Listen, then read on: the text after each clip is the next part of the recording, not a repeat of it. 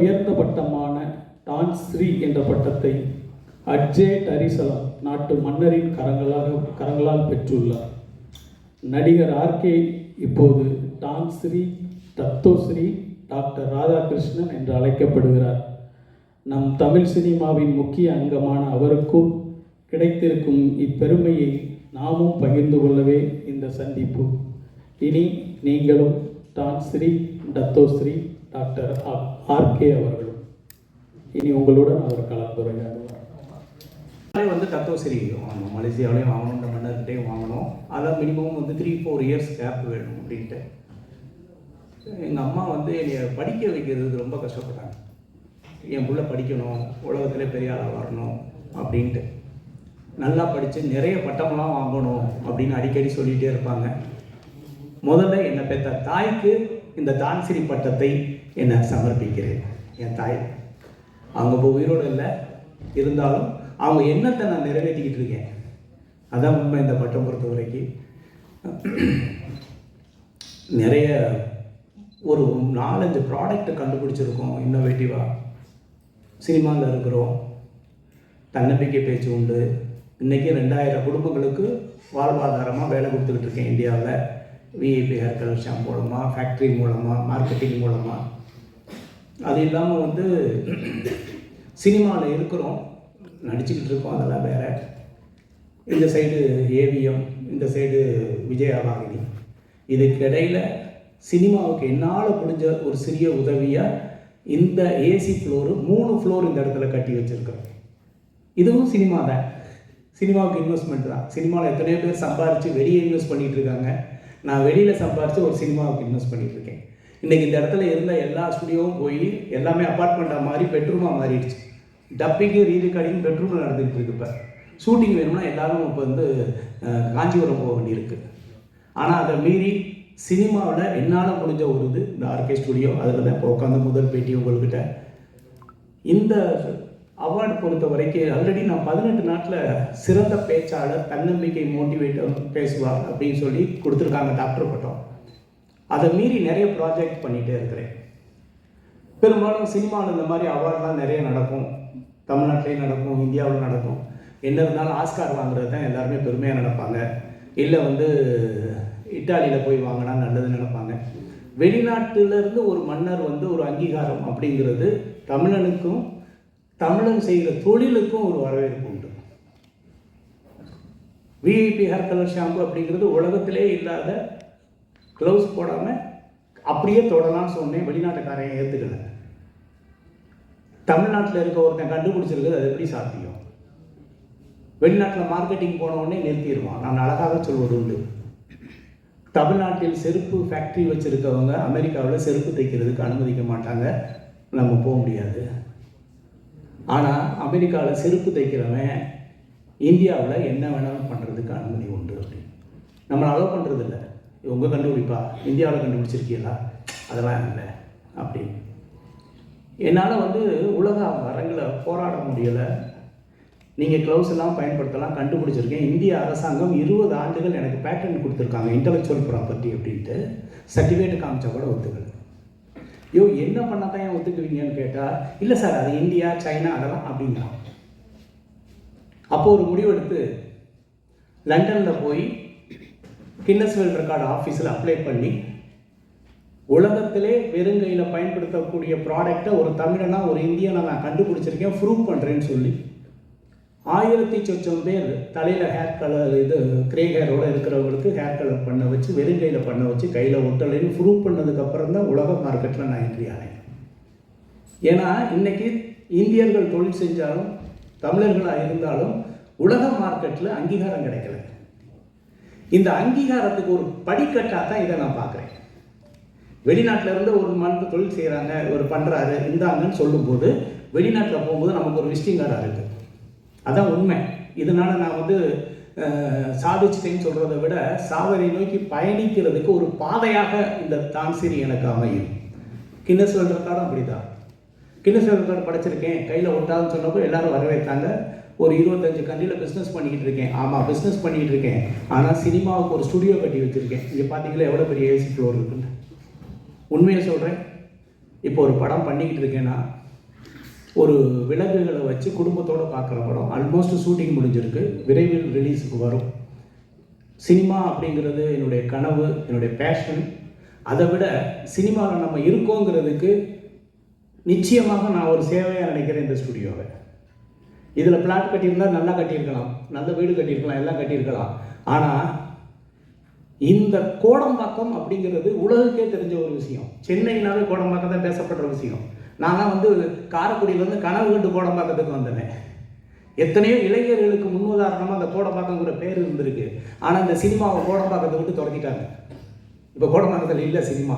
என்னன்னாலும் இருக்கணும்னு நினச்சி தான் இந்த ஸ்டுடியோ கட்டியிருக்கேன். ஆதரவு தாருங்க. நான் சினிமாவில் வந்து படம் எடுக்கலைன்னு நினைக்கிறத விட படம் எடுக்கிறத விட முக்கியம் இந்த மாதிரி ஒரு சினிமாவுக்கான ஒரு தளத்தை உருவாக்கணும் அப்படின்னு நினச்சது பண்ணியிருக்கிறோம். அவங்க வந்து அங்கீகாரம் கொடுத்த ஒரு சர்டிஃபிகேட் இருக்குது.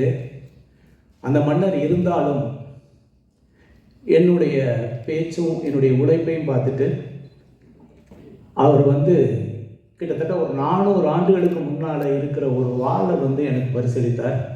அவருடைய மகன் அதே மாதிரி ஒரு பரிசளித்தாங்க. நினைவு சின்னம் அப்படிங்கிறது அவங்கள பொறுத்த வரைக்கும் இதை எடுத்துகிட்டு போங்க, நாங்கள் லெட்டர் தரோம் இது உங்களுக்கு அப்படின்னு ஒரு வீடியோ நான் கொடுத்துருக்கேன் ஜான்கிட்ட. இந்த என்னால் தூக்க முடியல, நான் உண்மையாக அதை தூக்க முடியல. ஏன்னா சினிமானா ஒரு அட்டகத்தி கொடுத்துருவாங்க, அழகாக பெயிண்ட் அடித்து அப்படி சிசின்னு சதிடலாம். இது ஒத்த கையில் பிடிச்சி இப்படி நிப்பாட்டது ஒரு ஸ்டில்லுக்கு நான் படாத கஷ்டப்பட்டேன், கை ஆடிச்சு விடு. அந்த காலத்தில் வந்து வீரம் அப்படிங்கிறது இந்த வாழை தொட்டு பார்க்கும்போது தெரியும் ஒருத்தனுக்கு வந்து எவ்வளோ பெரிய வீரம் இருந்திருக்கும், அந்த வீரத்துக்கு அவன் எவ்வளோ தகுதியானவனாக இருந்தால் அந்த வாழை எடுத்து ஃபைட் பண்ணியிருப்பாங்க அப்படின்ட்டு. இப்போவும் யுத்தம் நடக்குது உலக லெவலில். கம்ப்யூட்டர் கேம்ஸ் பார்த்த மாதிரி இருக்குது. நீங்கள் வேணால் பாருங்கள், அப்படி தான் இருக்குது. கம்ப்யூட்டர் கேம் மாதிரி தான் இருக்குது. எத்தனையோ யுத்தம் பார்த்துட்டு இருக்கோம். அந்த காலத்தில் களத்தில் இறங்கி அவங்களுடைய வீரத்தை காட்டின வாள், அவங்களால இதை எடுத்து வீச முடியும்னு காட்டின வாள். இப்போ அப்படிலாம் இல்லை, கம்ப்யூட்டர் உலகமாக மாறிடுச்சு. யுத்தம் வேறு மாதிரி போயிட்டுருக்கு, டிஜிட்டலில் போயிட்டுருக்கு, ஏஐயில் போயிட்டுருக்கு. ஆனால் எனக்கு இந்த வாழை பரிசளித்தது பெருமையாக நினைக்கிறேன். அதை இந்தியாவுக்கு எடுத்துகிட்டு வந்திருக்கேன். அதை உங்கள்கிட்ட காமிக்கிறது சந்தோஷத்தை பகிர்ந்துக்கிறதா நினைக்கிறேன். மகிழ்ச்சி. ஒரு ட்ரைனிங் எடுக்க வேண்டியிருக்கு. நான் இதை வந்து ஒரு 50 முறை எடுத்துட்டு தான் எடுக்கிறேன். ஏன்னா உள்ளே போடுறதும் கஷ்டம், எடுக்கிறதும் கஷ்டம். இதோடைய வெயிட் அந்த மாதிரி இதில் எழுதியிருக்கிறது பாருங்கள்.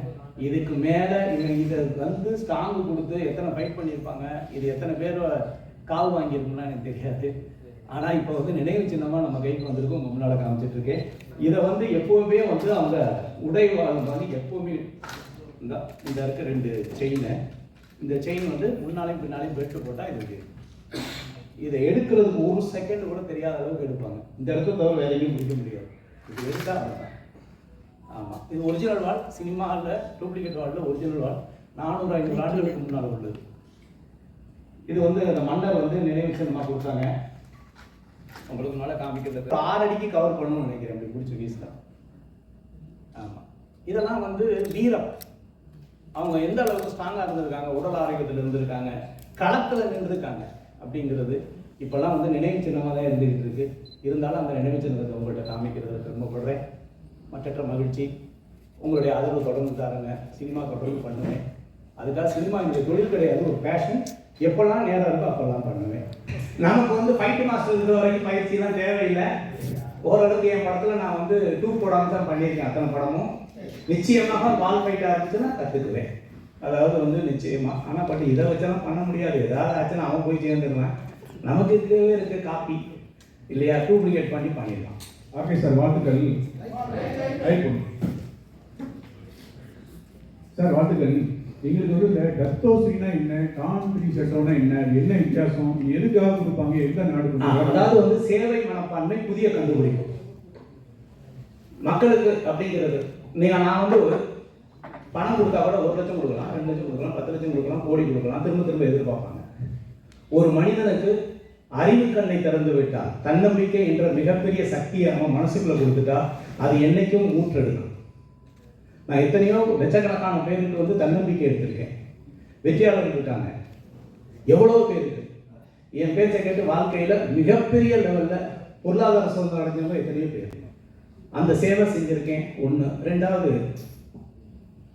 விஐபி இந்த இது மட்டும் இல்லை, கொரோட்டைக்கு நான் மருந்து கண்டுபிடிச்சிருக்கேன், உலகத்திலே கிடையாது. இங்கே இருக்கிற அத்தனை பேரும் நான் இலவசமாக உங்களுக்கு தரேன் கொரோட்டை. நீங்கள் ஒரு 7 நாள் உச்சந்தலையில் தடவுங்க, கொரோட்டை வந்து 0. Sleep apnea dangerous, heart attack. நிறைய பேர் நைட்டில் செத்து போயிடுவாங்க. காரணம் என்னென்னா கொரோட்டை தான் காரணம். ஆக்சிஜன் ஃப்ளோ இருக்காது. அதுக்கு எப்படி இருக்குன்னா 50,000 ரூபாய்க்கு பெரிய மாஸ்க் இருக்குது, சைலன்சர். வண்டிக்கு மட்டும் சைலன்சர் இல்லை, இப்போ மூக்குக்கெல்லாம் சைலன்சர் இருக்குது. 2 சைடு போட்டு பக்கத்தில் கொண்டாடி நிம்மதியாக தூங்கணும்னா இவன் சைலன்சர் மாட்டணும். எந்திரிச்சு பார்த்தா நமக்கே பயமாக இருக்கும், ஐயோ எவன் ஒருத்தன் கொடுத்து கிடக்கான் பக்கத்துல. இப்போலாம் கொரோட்டா வந்துச்சுன்னா அவங்க அந்த ரூம் இவன் இந்த ரூம் அப்படி தானே இருக்க வேண்டியிருக்கு. அதுக்கு ஒரு ரெமெடி உலகத்திலேயே சாப்பிட்றது இல்லை, உச்சந்தலையில் தடவுனாவே கொரோட்டா நிற்கும்னு நம்ம வந்து ப்ரூவ் பண்ணியிருக்கோம். ICMRI வெப்சைட்டில் அது அப்ரூவ், இந்தியனுடைய மெடிக்கல் கவுன்சிலில் அப்ரூவ், அவருடைய சர்டிஃபிகேட். கொரோனா நேரத்தில் நான் நிறைய சேவை செஞ்சது, மாஸ்க் வாங்கி கொடுத்ததெல்லாம் விட காலையில் எழுந்திரிச்சு ஒரு கஷாயம், அந்த கஷாயத்தை காப்பல் பண்ணி முழுங்கிட்டா இன்னைக்கு கொரோனா வைரஸ் வந்து உங்கள் மூக்குலையும் உங்கள் தொண்டையிலையும் அஃபெக்ட் ஆகாது அப்படின்னு. அதுவும் ICMRI அப்ரூவ். இங்கே வந்து செட்டிநாடு மிஷன் இருக்கு இல்லையா, அங்கே கிட்டத்தட்ட 2000-3000 பேருக்கு கொடுத்து அப்ரூவல் பண்ணி வச்சிருக்கிறேன். இந்த 3 கண்டுபிடிப்பும் மக்கள் சேவைக்காகத்தான் பண்ணதான். அதெல்லாம் பேஸ் பண்ணி கொடுக்கக்கூடியது தான் இந்த மாதிரி அங்கீகாரம். இது எந்த நாட்டில் கொடுத்தாங்க? இந்த விருது வாங்கினால உங்களுக்கு நிஷா ஏதாவது சிறப்பு சலுகை அந்த நாட்டில் உண்டா?